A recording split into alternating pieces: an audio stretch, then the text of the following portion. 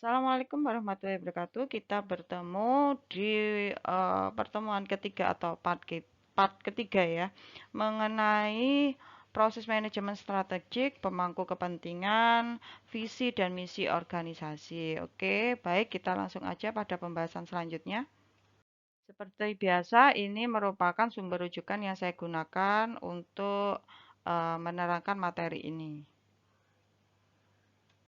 Oke, saya jabarkan dulu. Adapun pencapaian yang ingin saya eh, capai ya, pencapaian namanya juga capaian pembelajaran. Pada kali ini itu saya harapannya adalah dapat menjelaskan mengenai pengertian stakeholder, visi dan misi organisasi atau perusahaan, kemudian mengidentifikasi stakeholder organisasi atau perusahaan, kemudian merumuskan visi dan misi organisasi atau perusahaan. Nah, ini adalah model komprehensif manajemen strategik ya. Jadi ada tahapan kita memformulasi strategik, ada tahapan di mana formulasi strategik itu tadi kita implementasikan, kemudian ada di situ adalah evaluasi strategik. Jadi pada formulasi strategik itu ada kegiatan pertama perumusan visi dan misi ya, perumusan visi dan misi perusahaan. Kemudian juga ada menetapkan sasaran jangka panjangnya apa, kemudian pengembangan dan pemilihan strateginya seperti apa. Nah, di sini ya. Dan di mana sebelum kita menetapkan sasaran jangka panjang, kita ada audit eksternal. Apakah perumusan visi dan misi yang telah lalu dan dan juga kegiatan yang telah kita kerjakan di masa yang lalu itu apakah mengalami sebuah kendala atau tidak ya gitu. Jadi ada audit dari eksternal. Selain itu kita juga nanti ada audit internal juga ya di situ di situ. Nah, kemudian setelah itu kita mengimplementasikan ya, mengimplementasikan strategi di mana kita sudah memilih strategi, kita mengembangkan trik-trik strateginya dan selanjutnya adalah mengimplementasikan strategi aspek manajemen. Nah, di sini juga ada implementasi strategi fungsional juga. Jadi ada implementasi aspek manajemennya dan juga strategi fungsionalnya di sini. Ini termasuk implementasi strategi. Kemudian setelah itu dikerjakan, maka kita harus melakukan apa? Pengukuran, ya. Kita harus melakukan pengukuran dan evaluasi strategik. Apakah strategi-strategi yang kita kerjakan tadi itu dapat diukur ya ataukah ada hal-hal yang harus kita evaluasi supaya dapat memperbaiki eh, kendala-kendala yang atau dampak atau hambatan mungkin ya yang terjadi di lapangan sehingga untuk kedepannya kita tidak mengalami hal-hal tersebut kembali gitu. Next lanjut ya. Di sini ada stakeholder dan stockholder. Nah, ini siapa stakeholder dan siapa stockholder? Ini namanya memang agak mirip, tapi dua-duanya kira-kira mirip atau tidak ya? Nah, ini kita akan bahas lebih lanjut tentang stakeholder dan stakeholder. Stockholder dan shareholder itu adalah dua hal yang sama, ya.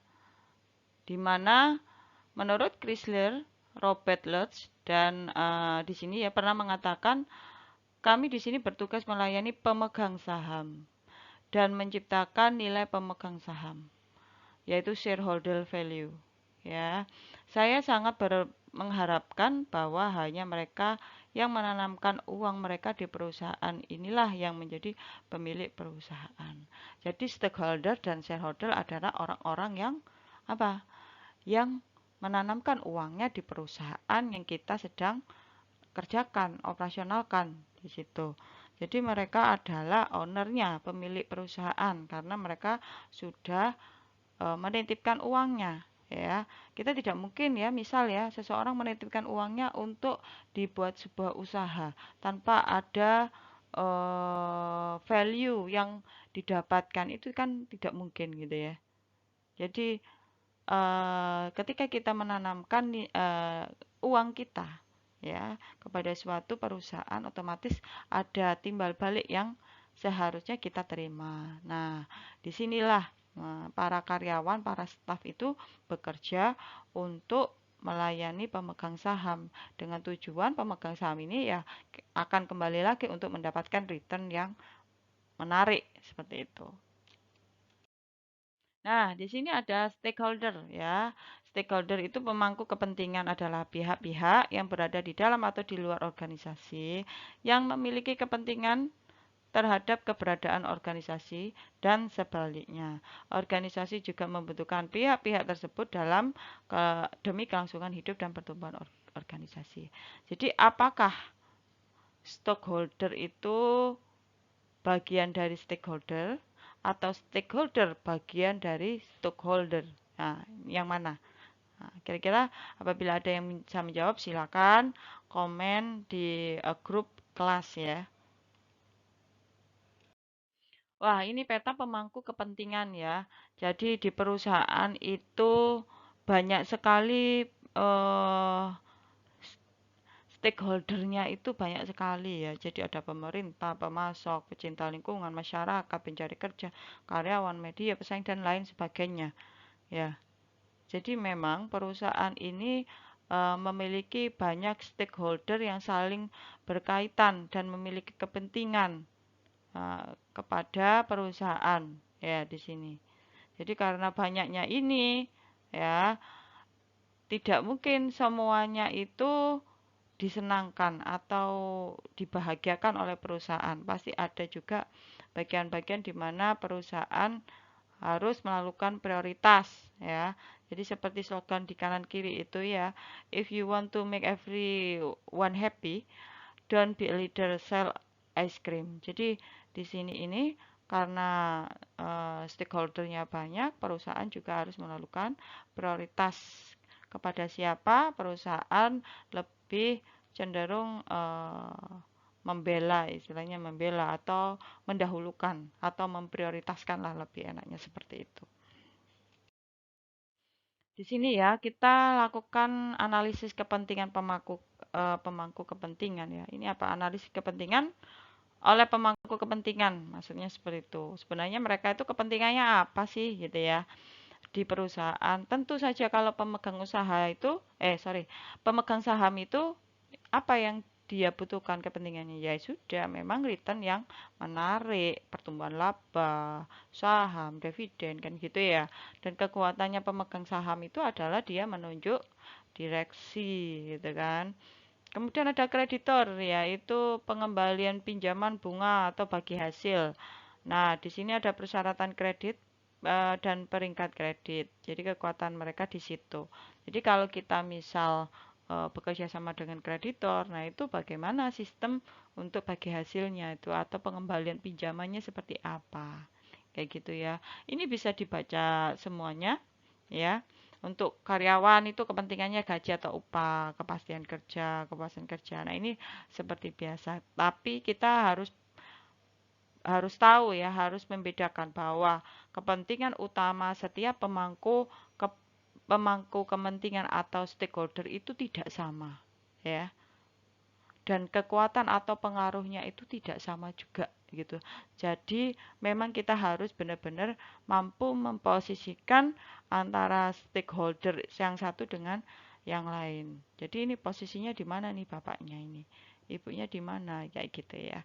Kemudian kekuatan pengaruhnya apa? Nah, ini kita harus belajar itu. Coba dianalisa di tempat kerjanya, siapa stakeholdernya dan kepentingan utamanya apa. Mungkin bisa diurut dari yang tertinggi sampai yang terendah. Di sini ada matriks, ini matriks ya, pemetaan pemangkuan kepentingan. Nah, kita coba lihat di sini, ya.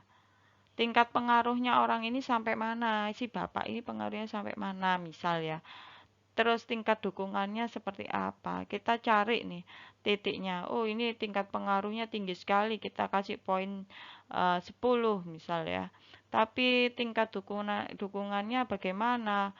Wah, tapi banyak menolak langkah-langkah dari manajemen sih. Oke, kita cek dia di mana gitu kan. Oh, ternyata dia hanya di kooptasi ya, pengaruhnya tinggi tapi tingkat dukungannya rendah. Dia hanya di kooptasi yaitu sebagai informasi dan konsultasi. Nah, di situ. Ini hanya contoh saja ya. Oke, lanjut. Lanjut, kita belajar mengenai matriks kepentingan atau pengaruh pemangku kepentingan. Nah, pada matriks ini kita lihat di sini ada pengaruh dan kepentingan. Kita harus tahu di titik mana seseorang atau kelompok ini berpengaruh. Ketika pengaruhnya besar tapi kepentingannya rendah, maka bisa dikatakan kelompok tersebut hanya pada posisi pantau saja atau monitor. Jadi kelompok ini mungkin merupakan sumber resiko dan perlu dikelola dan dipantau secara cermat seperti itu. Jadi memang harus dipantau dengan pengaruh yang tinggi tapi kepentingannya dia rendah terhadap organisasi. Ini apa yang terjadi gitu ya. Maksudnya apa gitu kira-kira. Oke, lanjut ya. Jadi kesimpulannya apa di sini?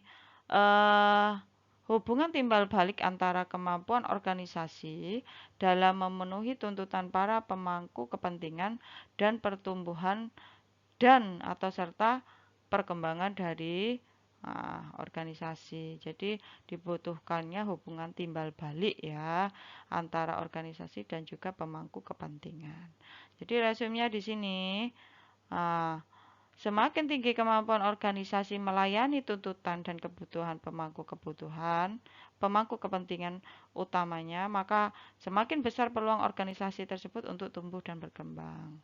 Yang kedua, resumnya adalah semakin suatu organisasi mampu tumbuh dan berkembang, ya ini ya, mampu pula organisasi tersebut memenuhi tuntutan dan kebutuhan dari pemangku kepentingannya. Nah, dari sini adakah hal-hal yang perlu ditanyakan atau masih butuh perundungan? Bisa langsung hubungi saya di grup kelas. Oke.